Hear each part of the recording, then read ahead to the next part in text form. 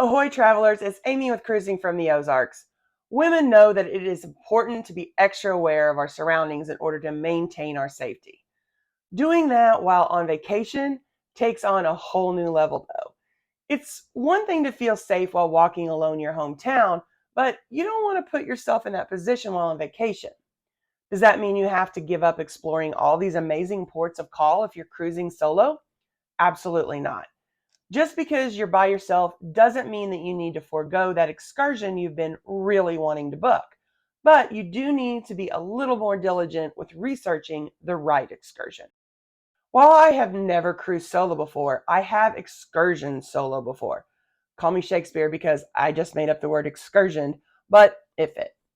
In the past, I cruised with a friend who chose to stay on board the ship while at port. I didn't let that stop me from booking the excursion I'd really wanted to go on. If you're going to book a solo excursion, there are definitely a few things you should consider though. Number one, be sure to choose an excursion from a reputable agency. You may want to pay that extra money to go through the cruise line because they vet the tour agencies they use. Or you can use one of the websites that have a good reputation and are often recommended, like Shore Excursion Group and Venture Ashore. I've had great luck in the past with Shore Excursioneer, and I'll link those in the description below.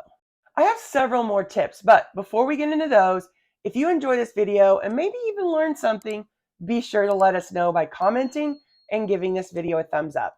It only takes a second, and doing so helps cruisers like you find us. Number two, choose a group excursion.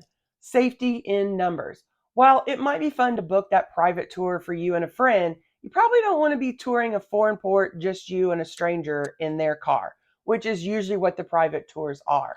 You especially don't want to just go off alone with someone hanging out at the port with a sign trying to convince you to choose their services.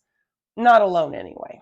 Another option is to join an online group for your cruise or go to a solo meetup and see if there are others on your cruise who would like to go together to book an excursion.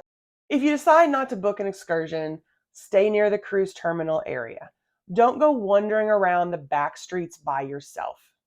I'm all for women going out and exploring the world on their own if that is something that they like to do. I do it myself if I didn't have my wonderful mother to cruise with. But just take the extra time and precaution in order to be safe in your explorations. Let me know in the comments if you have any tips for enjoying your time at port on your own.